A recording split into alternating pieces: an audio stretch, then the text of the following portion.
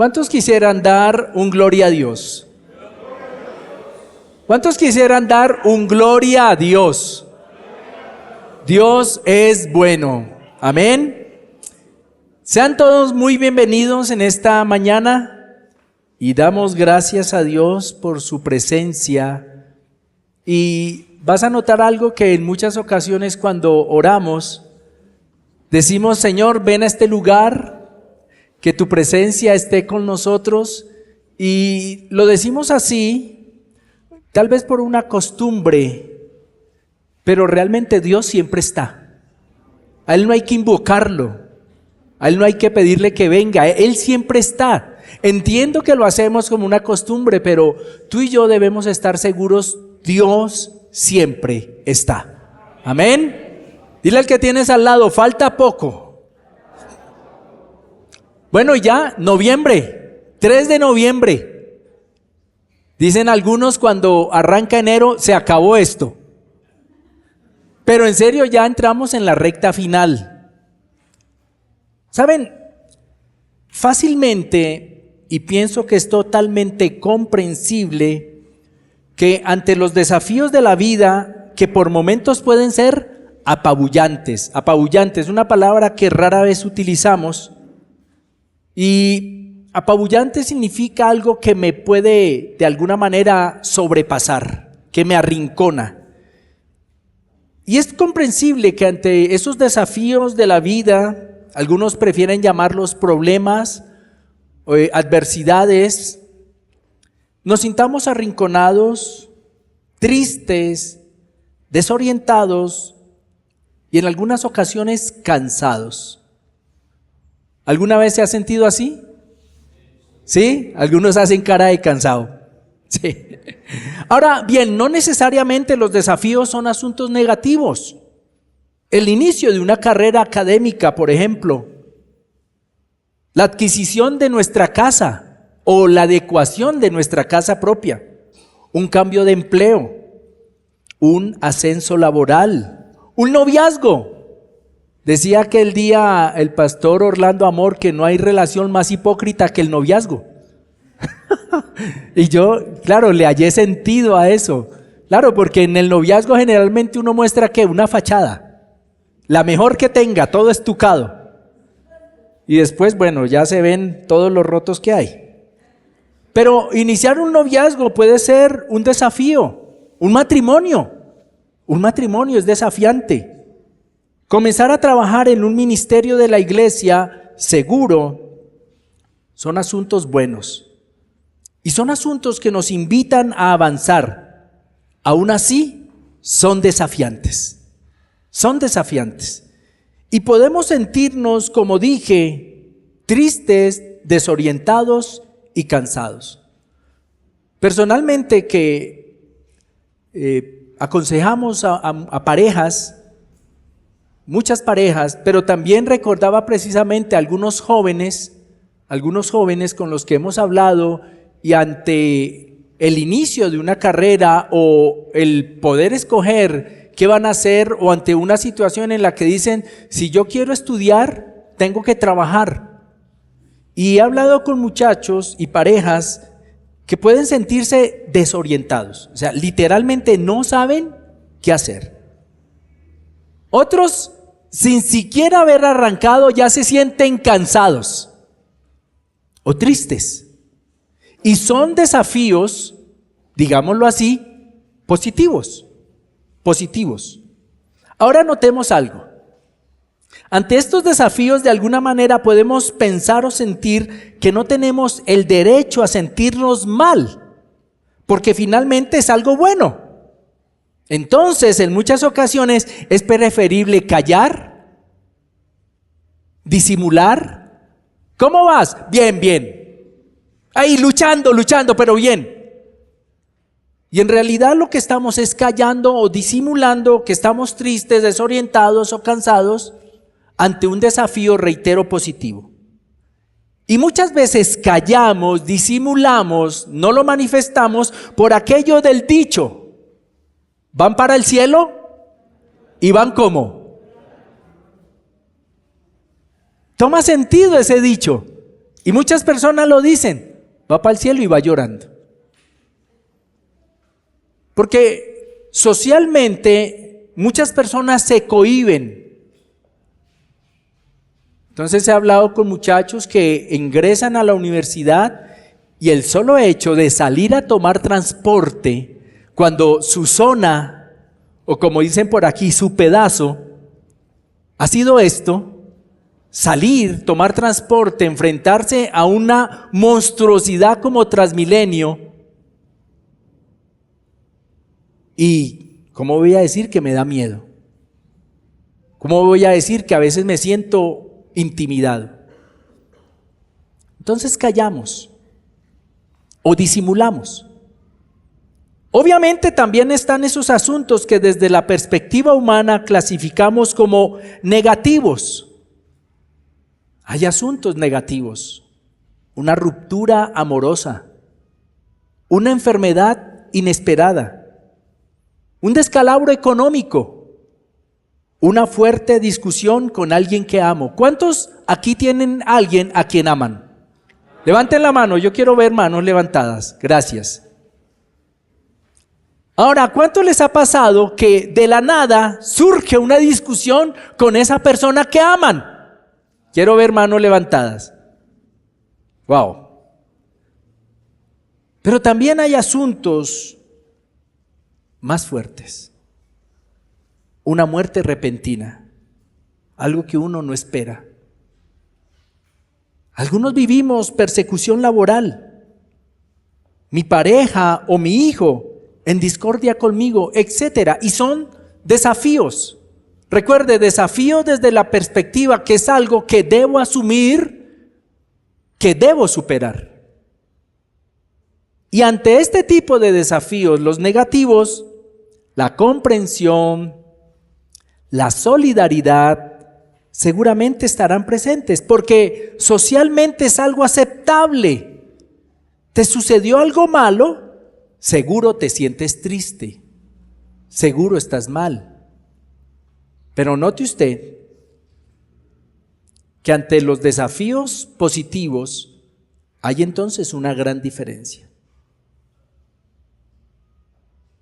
Lo cierto es que en ambos casos, desafíos positivos o negativos, podemos sentirnos, reitero, desorientados, tristes, cansados. Y lo digo por mi propia experiencia, pero también por la experiencia pastoral. En muchos momentos de mi vida me he sentido así. Y literalmente por inercia, porque hay que hacerlo. Hay que ponerse de pie y sencillamente seguir, aunque no quiera. No sé si te ha pasado, pero a mí me ha pasado, que hay momentos en los que no quiero funcionar. Hay momentos en los que al final del día dije, ¿a qué vine? Y esa ha sido mi propia experiencia, y obviamente en la experiencia pastoral, cuando hablas con tantas personas, vas a encontrarte con eso. Y eso se presenta en todas las edades y en todos los momentos. Y cuando alguien se acerca a mí en ese escenario pastoral y arrancan diciendo, pastor, usted dirá que esto es una bobada, ahí mismo los detengo. No. Ahora, puede ser que para mí humanamente yo diga, es una bobada. Pero entiendo que lo que para mí puede ser fácil, para otra persona puede ser algo desbordante. Entonces no es una bobada.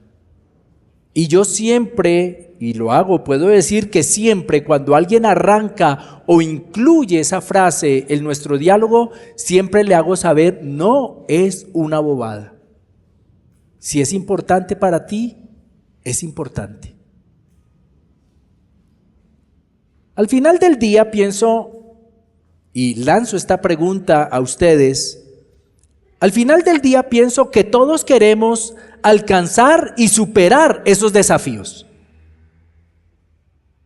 Yo creo que todos queremos. Si de pronto hay un dolor en tu corazón porque alguien te hizo daño, hay un desafío. ¿Cuál es el desafío? Perdonar. Y seguramente tú quieres perdonar. Entonces quieres alcanzar, quieres superar ese desafío. Dicho en otras palabras, quieres alcanzar esa meta. Y en algunos momentos yo quisiera pensar que como es el tema que nos ocupa en este mes, falta poco. Sin embargo, a veces podemos sentir que no es poco lo que falta. Y a veces queremos pensar eso, ya falta poco, ya casi. Logro esto o aquello. Y en ocasiones la realidad me está diciendo, no falta poco. Falta. ¿Tendrá Dios algo para nosotros en momentos así? Quiero por favor que cierres tus ojos por un momento. Y permíteme orar por ti. Amado y buen Dios, en ocasiones nos cuesta reconocer que somos débiles, que somos frágiles. Vivimos en un mundo, Señor, que de alguna manera establece unos estándares que en muchas ocasiones son sencillamente fachadas. Y me he hallado, Señor, en ocasiones ante la pregunta, ¿cómo estás?, contestar de manera automática bien, cuando en realidad no estoy bien, Señor. Y Señor, en medio de mis hermanos hay mujeres que son cabeza de hogar y que les ha tocado asumir situaciones, momentos realmente complejos. Aquí hay parejas, Señor, de matrimonios jóvenes que quieren mostrarle al mundo, estamos bien, vamos bien.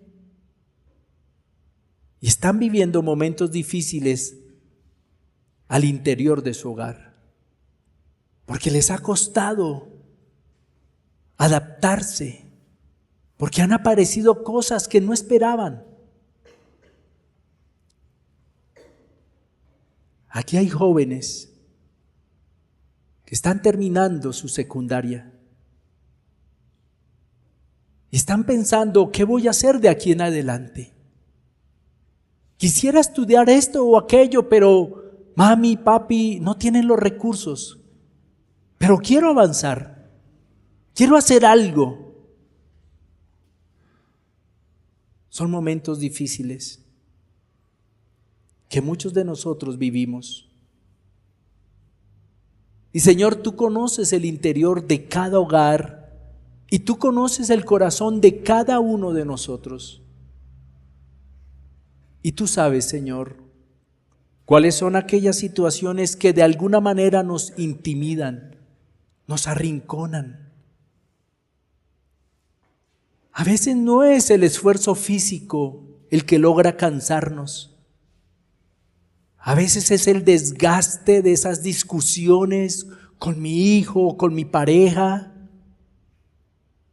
El solo hecho, Señor, en ocasiones de escuchar las noticias y su intimidante pesimismo que me llenan de temor, que de alguna manera carcomen mi esperanza. Y en ocasiones, Señor, soy yo mismo, luchando contra un pecado, esforzándome por perdonar a alguien de manera total,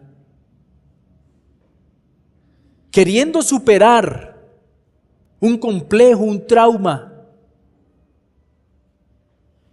¿Y cuántas veces me he hallado, Señor, una vez más de rodillas ante ti, pidiéndote perdón por el mismo pecado, sintiéndome una mala persona queriendo cambiar y no he podido, Señor. No he podido. Seguro, Señor, tú tienes algo para decirme. Seguro, Señor. Amén.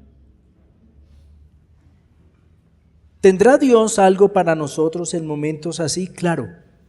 Claro que tiene Dios algo para nosotros.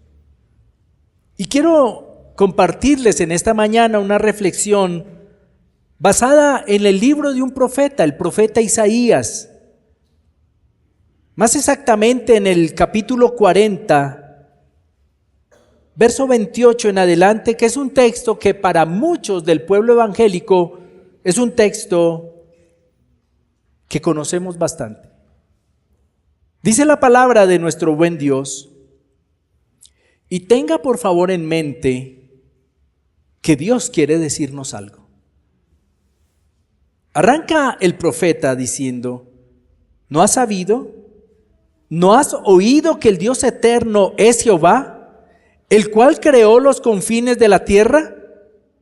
No desfallece, ni se fatiga con cansancio, y su entendimiento no hay quien lo alcance. Él da esfuerzo al cansado y multiplica las fuerzas al que no tiene ningunas. Los muchachos se fatigan y se cansan. Los jóvenes flaquean y caen, pero los que esperan a Jehová tendrán nuevas fuerzas, levantarán alas como las águilas, correrán y no se cansarán, caminarán y no se fatigarán. Que Dios en esta mañana nos hable a todos. Este capítulo de Isaías 40 es un capítulo fundamental en el libro del profeta. ¿Por qué? Porque marca una transición significativa, es decir, el paso de un momento a otro momento. El pueblo de Dios pasaba por un desafiante momento en su historia y quiero que usted me permita explicarle un poco por qué esta porción del capítulo 40 está allí incluida, para que tome más sentido lo que acabamos de leer. Y como les dije, el pueblo de Dios pasaba por un desafiante momento en su historia. El libro de Isaías, que obviamente le invito a leer, se divide tradicionalmente en 3 secciones principales. Es un libro bastante largo. Los capítulos del 1 al 39 son una primer parte. Del 40 al 55 es otra segunda parte. Y desde el 56 hasta su capítulo final, que es el 66, es la última parte. Y los capítulos del 1 al 39 contienen principalmente profecías, pero son profecías de juicio contra Judá y las naciones circundantes. Es decir, son profecías que nadie quería escuchar, porque señalan el pecado, denuncian el pecado, la maldad, la corrupción, la idolatría del pueblo. Pero además de denunciar, anuncian castigo. Es decir, como les dije, son profecías de juicio. Y como te dije, esa primer parte es una parte que difícilmente alguien quiere escuchar, por aquello de que no nos gustan que nos digan nuestros errores. Y estos capítulos se desarrollan en el contexto de la amenaza de una nación muy poderosa, la nación asiria, que era un imperio. Estamos más o menos ubicados en el siglo VIII antes de Cristo. Y allí es cuando se desarrollan todas esas profecías que se cumplieron. Es decir, el pueblo de Dios no fue solamente una amenaza de un imperio asirio, esa amenaza se cumplió. Y el pueblo fue llevado al exilio, fueron arrancados de su tierra. Eso es hasta el capítulo 39. De los capítulos 40 al 55 cambia, y por eso te dije, hay una transición importante, cambia el enfoque totalmente. Ya no es un mensaje de juicio. Ya comienza un mensaje de consuelo y esperanza. Pero comienza un mensaje de consuelo y esperanza para los israelitas que estaban exiliados en Babilonia. Como te dije, evidentemente Asiria invadió al pueblo de Israel, lo saquearon, prácticamente desde el punto de vista militar los destruyeron y llevaron cautivos. A esos cautivos les llega esta palabra, una palabra de consuelo, que es a partir del verso 40, más o menos durante el siglo VI antes de Cristo. Sexto, séptimo. Habían pasado muchos años. Y los últimos capítulos, a partir del 56, abordan el periodo post-exílico. Es el regreso a Jerusalén y los desafíos de reconstruir la comunidad. Y de eso se trata a grandes rasgos el libro del profeta Isaías. Y el texto que leímos de Isaías 40 sirve como el capítulo de apertura de la segunda sección e introduce un cambio profundo en el tono y el mensaje. Como cuando de niños nos ganábamos de pronto algún fuetazo por el mal comportamiento y después mami o papi nos recordaban que nos amaban, pero tenían que corregirnos. Y ese capítulo de Isaías sirve entonces como apertura y el tono del profeta, y más que del profeta, de Dios, cambia de manera radical. Y el contexto histórico aquí es crucial entenderlo, porque los israelitas, como les dije, estaban en el exilio babilónico, habiendo experimentado la destrucción de Jerusalén y lo que era para ellos como nación lo más importante, la destrucción del templo. Y este periodo de exilio fue un tiempo de profunda desesperación. Quiero que pienses, porque seguro aquí, a menos que tú vengas de nuestros campos colombianos por razones de violencia, creo que aquí muy pocos hemos experimentado el ser arrancados de nuestra tierra. Entonces, si nos ponemos por un momento en el lugar de los israelitas, podremos entender que fue un tiempo de mucha desesperación y quizá una de las posiciones, por decirlo de alguna manera, más complejas para el ser humano: desorientación, no saber qué hacer. Pero también cuestionamiento para el pueblo judío. ¿Por qué? Porque ellos decían que eran el pueblo elegido de Dios, que Dios los amaba y estaban en semejante situación. ¿Cómo se cuestionarían ellos? Entonces luchaban con sentimientos de abandono por parte de Dios. Dios nos abandonó. Como cuando tú y yo pasamos por un momento difícil y de alguna manera se pasa ese pensamiento por nuestra mente: Dios se olvidó de mí, Dios no me escucha, Dios me abandonó, o ¿por qué Dios me hace esto? Y ellos tenían que luchar con esos sentimientos de abandono por parte de Dios y la pérdida de algo que también me parece terrible para cualquier persona, para cualquier nación, es la pérdida de su tierra natal y de su identidad. De su identidad. Y teniendo todo eso en mente, Isaías 40 comienza con una poderosa proclamación de consuelo y esperanza. Escucha lo que dice el profeta en otra versión bíblica. Consuelen a mi pueblo, dice su Dios. Hablen con ternura a Jerusalén y díganle que su duro servicio ha terminado, que su pecado ha sido pagado, que ha recibido de la mano del Señor el doble por todos sus pecados. Así arranca el capítulo 40. Arranca trayendo un poderoso mensaje de consuelo. Y este mensaje es una respuesta directa, pero también compasiva Recuerda que la compasión difiere totalmente de lástima o pesar.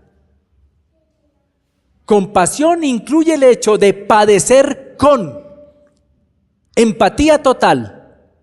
Y este mensaje es una respuesta directa y compasiva. Es decir, Dios, aunque había enviado ese juicio, Dios padecía con su pueblo.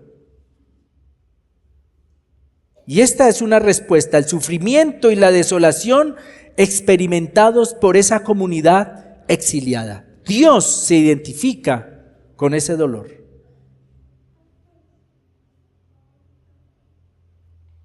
Y este verso y otros en este capítulo enfatizan en algo muy importante. ¿Cuál verso?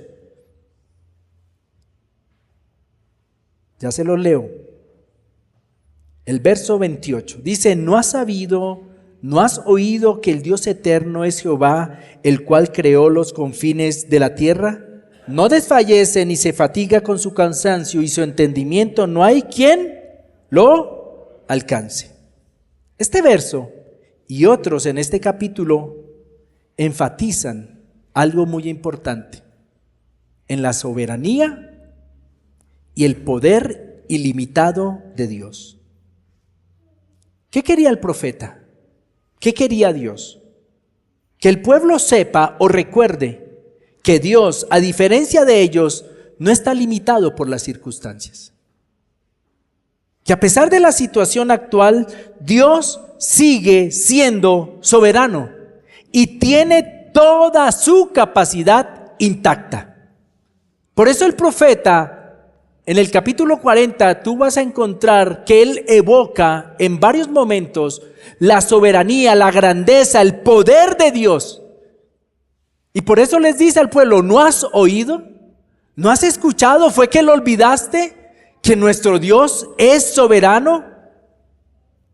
Y por ello utilicé esta imagen que está allí. Un barco que está en medio de ¿qué? ¿En medio de qué? De una tormenta. Y recuerdo una vez que estábamos con Nancy en una lancha, y con el permiso de Nancy, que no me la ha dado, pero yo me lo tomo, cuento la historia. Íbamos en una lancha y en ese lugar del mar, que si saltabas al mar el agua te daba acá, íbamos con Nancy, y Nancy de un momento a otro, por cuestiones de algunas fobias que tiene, entró en pánico. Y en un momento se paró y se iba a lanzar al agua, olvidando que ella no debe nadar. Ahora, lo peor, ¿saben qué era? O sea, Nancy es de las personas que dice: yo sé nadar, pero si me puedo parar. Ella misma lo dice: no sé nadar. Y estábamos ahí y felices, un día soleado, maravilloso, y de un momento a otro me mira, yo ya conozco esa mirada, ojos desorbitados, abiertos como para cuando aplican gotas. Dice Mauro, y me agarra del brazo y quería lanzarse por la borda. Ahora, lo peor es que quería arrastrarme a mí.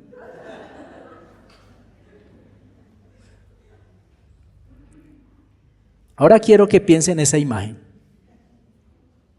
Creo que ninguno, hasta donde yo sé, ninguno ha estado en medio de una tormenta en el mar. Si hay una tormenta en Bogotá, ¿qué puedes hacer? ¿Qué puedes hacer? Para la casita. Miren, un barco en medio de la tormenta, seguramente anclado. Un ancla que le brinda, y es de lo primero que quiero hablar, seguridad. La seguridad de no estar a la deriva, aún estando en medio de una terrible tormenta. Y esta seguridad está anclada para hacernos saber que a pesar de la naturaleza transitoria de los desafíos y las estructuras humanas, la palabra y las promesas de Dios permanecen firmes y confiables. Siempre. ¿Qué dijo el profeta en el mismo capítulo 40? Sécase la hierba, marchítase la flor, mas la palabra de nuestro Dios permanece ¿para cuándo? Para siempre. Para siempre. Y aunque no sabemos la magnitud de la tormenta o su duración, estamos seguros. Y lo que el profeta quería recordarle al pueblo es: ustedes no han creído en cualquier Dios. Estamos creyendo en un Dios soberano, que hizo los cielos, que hizo la tierra, que hizo lo que vemos y lo que no vemos. Creemos en un Dios que contiene el universo en su mano. Eso es lo que le está diciendo el profeta, porque el profeta, o más bien Dios, notó que lo habían olvidado. ¿Saben por qué? Porque nuestra tendencia en medio de las tormentas de la vida es olvidar en quién hemos creído. Y Dios necesitaba recordarle a su pueblo quién era Él y lo que había hecho por ellos. ¿Dios ha hecho algo por ti? ¿Dios ha hecho algo por ti? No lo olvides. No lo olvides. ¿Y sabe cuándo lo entendí más?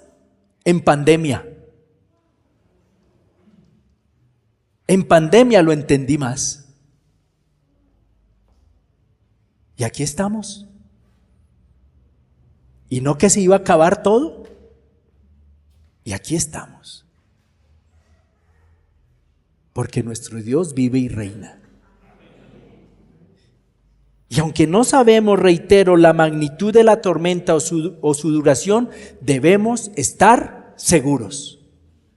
Y la seguridad nos la da nuestro buen Dios, que se convierte en un ancla, que no nos deja a la deriva. No estamos a la deriva, estamos seguros en Dios.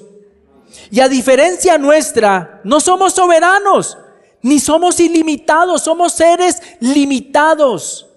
Somos seres inconclusos, somos seres erráticos, pero Dios no lo es. Y por tal razón, confiar en nuestras fuerzas de manera absoluta siempre será un error. Siempre será un error. Cuando confiamos en nosotros de manera absoluta, es decir, no que no confiemos en nosotros, pero cuando confiamos de manera absoluta, mi querido y querida, eso será un error. Dios nos ama. Dios nos ama. Y Él quiere que confiemos plenamente en Él. Que Él es soberano. Que Él tiene nuestra vida en sus manos. La vida de nuestros hijos. Que Él tiene nuestra economía en sus manos. Que Él tiene nuestra salud en sus manos. Él quiere que lo creamos. Que esa relación tan difícil o esa situación que estamos enfrentando no es desconocida para Él, porque Él es soberano. Y eso tiene que brindarnos seguridad. Y por eso puse el barco en medio de la tormenta.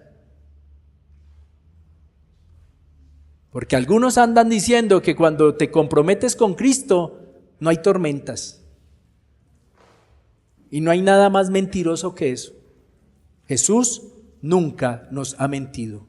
En el mundo tendrán aflicción, pero confíen, yo ya he vencido. Isaías sigue avanzando y en el verso 29 dice: Él da esfuerzo, ¿a quién? ¿Y qué más hace? ¿Alguna vez te has sentido sin fuerzas? ¿Sí? A mí me ha pasado. Es un alivio saber que Dios se identifica con sus hijos de manera total. Y el profeta se enfoca en el cansancio. Sin embargo, podemos ampliar la idea. ¿Qué quiero decir con esto?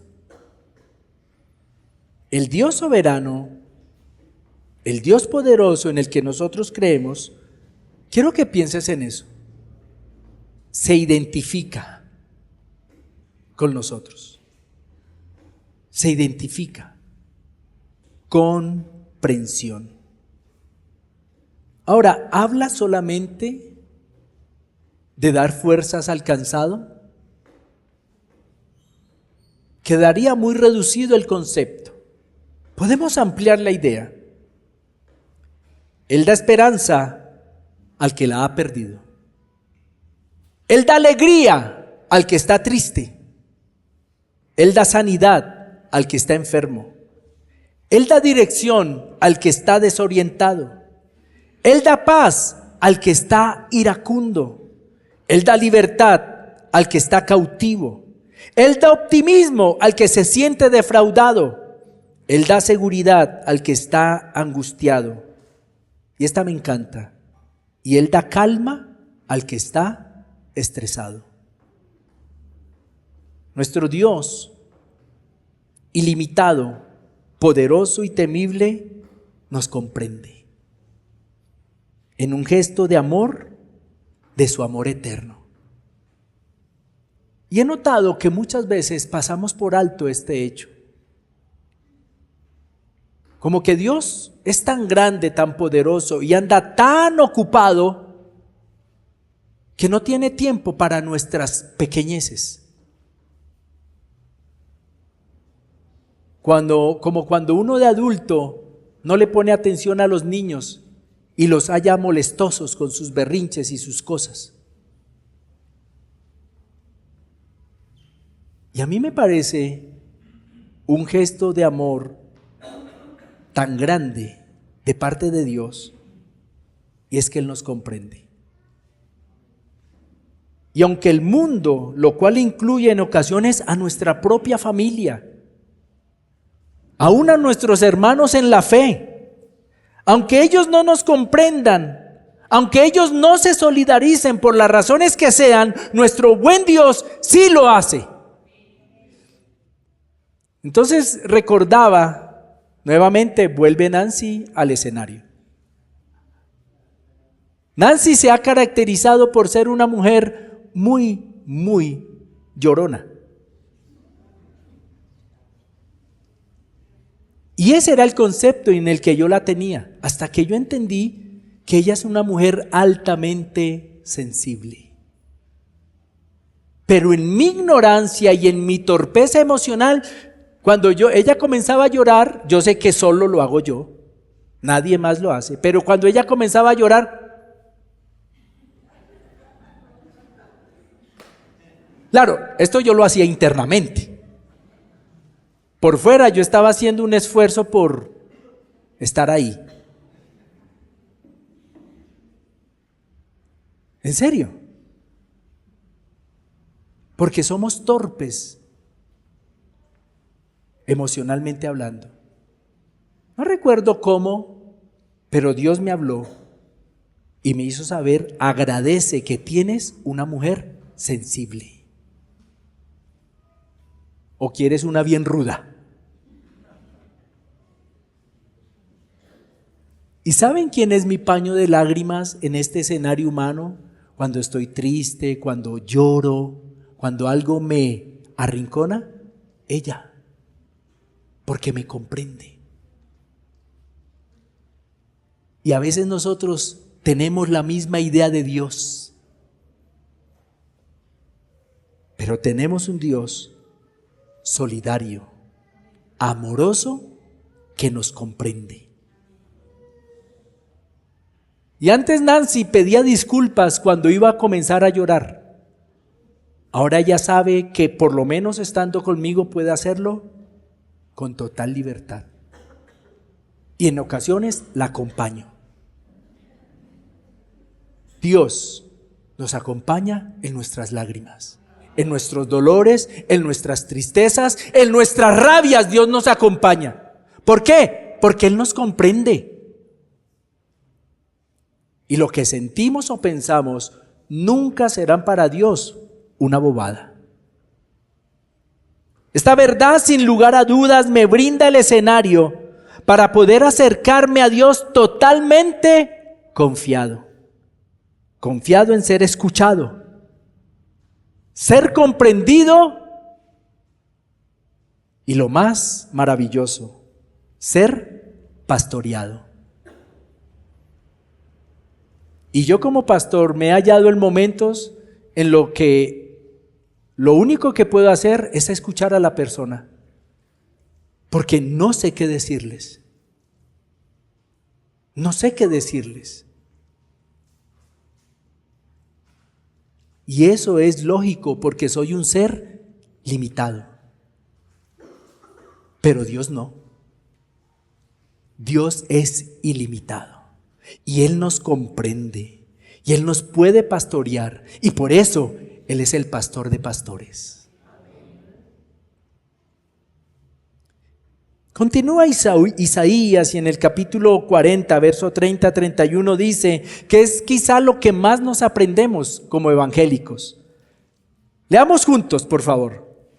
Los muchachos se fatigan, los jóvenes flaquean pero los que esperan tendrán, levantarán alas, correrán, caminarán. El verso 30 pone en claro que no se trata de la fuerza física o la capacidad cuando estamos jóvenes. ¿Cuántos aquí están jóvenes? Levanten la mano. Uy, harto coladito, pero bueno, no importa. Se vale. Y mire, la fuerza física y la juventud tienen su protagonismo en medio de nuestra vida. Son necesarias. Por eso creo que el texto quiere ir más allá. Quiere ir más allá. Y lo que yo entiendo es que Dios sabe de nuestras limitantes humanas, nuestras debilidades. Y sabe, y Él sabe, Dios sabe, y es bueno que tú lo sepas, que por más ánimo, por el mejor plan que tengamos, podemos pasar por momentos de fatiga, frustración, y vamos a pasar por ahí. Y yo sé que tú has pasado por ahí. Por momentos en los que sientes el ánimo, tienes el mejor plan, pero algo puede opacar ese momento. Y te puedes sentir frustrado. Y te puedes sentir de un momento a otro fatigado. ¿Por qué? ¿Por qué Dios hace esto? Porque es una clara invitación a reconocer todo esto para no sorprendernos cuando nos suceda. Y por eso yo agradezco tanto a mi comunidad de fe, porque aquí me han visto llorar, me han visto derrumbado, me han visto con las manos caídas y no me sorprende. Porque yo entendí que soy frágil, que soy débil. Y esta mañana precisamente venía hacia acá a la reunión de servidores y pensaba en eso. Dios mío, ya llevo 30 años aquí. Esta gente me está viendo envejecer, qué pena. Yo era mechudo. Algo pasó en el camino. Pero saben, es bueno que tú y yo reconozcamos que nos vamos a cansar, que nos vamos a fatigar, que vamos a tener momentos en los que no sabemos qué hacer, que vamos a tener momentos en que los vamos a sentir frustrados, que vamos a tener momentos en los que vamos a defraudar a alguien o alguien nos va a defraudar. Y a mí me parece que lo que Dios quiere poner en el escenario es que nos está diciendo: conozco tus limitaciones y tus debilidades. Para mí no son sorpresa y para ti no deben serlo. Porque eres frágil. Porque eres dependiente. Y también lo que Dios está haciendo es animarnos a depositar toda nuestra confianza en Él. Para aquellos que no lo hacen, para aquellos que lo hacen, hay una maravillosa promesa a las que podemos decir alegremente amén. ¿Para quiénes? Para los que ponen toda su confianza en Dios. Entonces Dios hace unas promesas. Tendremos nuevas fuerzas, mentales, emocionales, espirituales y aún físicas. Amén. Tú puedes tener nuevas fuerzas. Y si hay un escenario en el que nos desgastamos y cansamos, es en el mental y en el emocional. Y Dios dice, tendrán nuevas fuerzas. Levantaremos alas como las águilas. Es decir, la capacidad de mirar desde otro punto de vista los desafíos y dificultades. Pensé en esto un poco y dice, porque podría ser otro animal que de alguna manera represente fuerza o determinación. Por ejemplo, hubiera podido poner allí y se levantarán como las leonas. Ahora, digo las leonas porque son las que cazan. O como un búfalo, la fuerza de un búfalo. O fuerte como un oso. Bueno, no perezoso, ¿no? De los otros. Y saben, pienso que es una hermosa figura. ¿Por qué el águila? Porque nos invita a ver la vida y esos desafiantes momentos desde la perspectiva de Dios. ¿Tú crees que Dios tiene problemas? ¿Tú crees que Dios tiene problemas? ¿O que Dios está estresado? ¿O que Dios tiene úlcera? ¿O que Dios está diciendo, no sé qué hacer? ¿Tú crees que Dios vive en eso? No. Claro que no. Y el águila nos recuerda que nosotros debemos y podemos ver la vida desde la perspectiva de Dios. ¿Qué dice la palabra? Que somos más que ¿qué? ¿Más que qué? Eso lo dice la palabra. Nos dice que no caminemos por vista, sino por fe. Eso dice la palabra. Y la palabra de una y otra manera, y en muchos momentos me recuerda que soy hijo de Dios. Pero además de eso, la Biblia me dice que todo me ayuda a bien. Y ver la vida desde la perspectiva de Dios es una invitación que Él nos hace. Y si tú lo piensas un poco, desaparecerían muchos asuntos de nuestra vida que Dios no quiere y que nosotros también queremos. Solo una pequeña cosa, el estrés.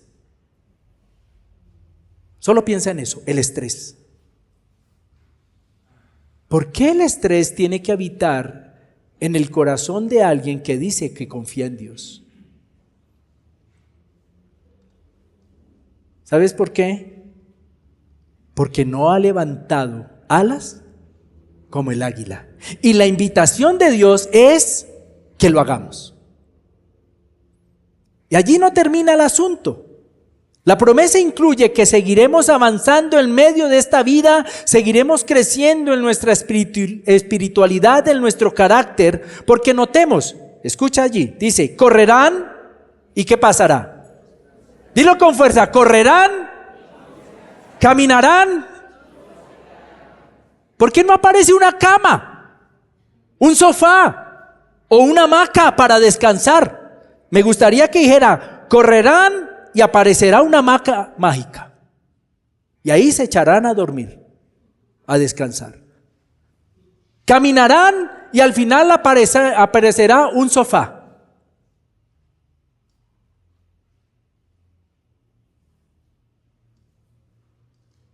¿Sabes por qué? Porque seguiremos corriendo y caminando con la promesa de no cansarnos ni fatigarnos. Me fascina esa figura. ¿Por qué? Porque Dios nos invita a seguir creciendo. Y si hay algo que debiera caracterizar a un hijo de Dios, es que sigue caminando, sigue avanzando, aún en medio de los desafíos. No se detiene.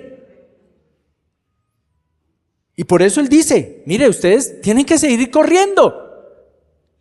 ¿Qué les puedo yo ofrecer? Que no se van a cansar. Deben seguir caminando y no se van a fatigar, pero deben seguir haciéndolo. Y me parece a mí que el deseo de Dios es que tú y yo sigamos creciendo cada día.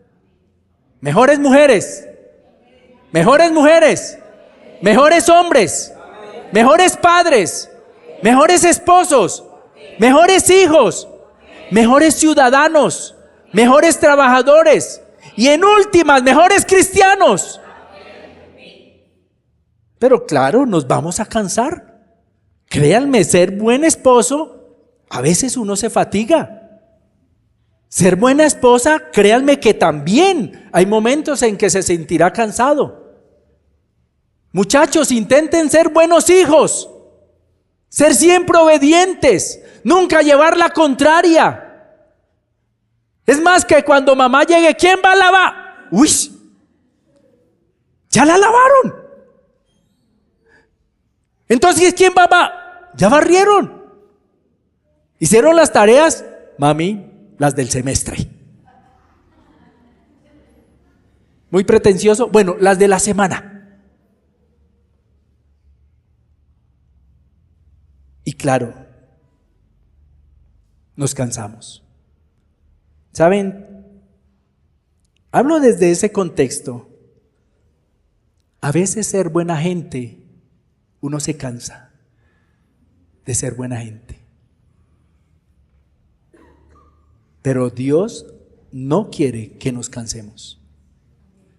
Ahora bien, debemos estar muy claros en que esta es una promesa. ¿Cuántos dicen amén a esas promesas? Condicionada. ¿Y cuál es la condición? Y el mismo texto bíblico lo revela. Esperar. Mira cómo cambia. Pero. Los muchachos se fatigan y se cansan, los jóvenes flaquean y caen, pero los que esperan. Y es aquí donde está la clave para precisamente recibir esta promesa de parte de Dios. Aprender a esperar en Él. Por eso la embarcación en medio de la tormenta.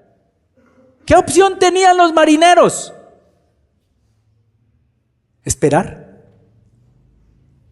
¿A la buena o a la no tan buena? Debían esperar. Y debían esperar que todo volviera a la tranquilidad. Nos cuesta tanto esperar.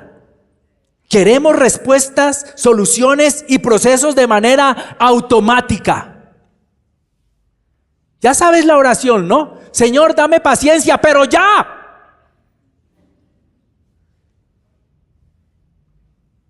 Entonces, cuando los muchachos, por ejemplo, entran en el escenario del noviazgo, que ya comienzan a hacer cambio de luces y todas esas cosas, quieren lo que sea, lo que aparezca. ¿Y cuántos muchachos y muchachas hoy con corazones rotos, con bebés que nunca programaron porque no esperaron? Nos cuesta tanto esperar las respuestas de Dios. Nos cuesta tanto esperar en la voluntad de Dios, que por eso es la condición. Nota que no es cuando se nos antoje. La palabra es clara. Pero los que esperan. Es decir, ¿es una promesa para todo el mundo? No, no es para todo el mundo, es para los que esperan en el Señor. Esperar en Dios no significa inactividad, porque esperar en Dios es una invitación a esa comunión íntima con Él, a esa búsqueda incesante de su rostro. Esperar en Dios es poner toda nuestra confianza en Él y evitar a toda costa ponerla en nosotros mismos, en otra persona o en alguna institución. Eso es esperar en Dios, poner toda nuestra confianza en Él. Por eso los hijos de Dios no nos enredamos en discusiones por el gobernante de turno. ¿Sabes quiénes se enredan en discusiones por el gobernante de turno?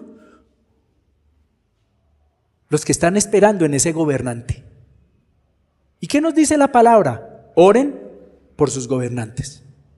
¿Dice algo más? Esperen en Él, dice. Pongan sus esperanzas en Él. No lo dice. Solo dice, oren por ellos.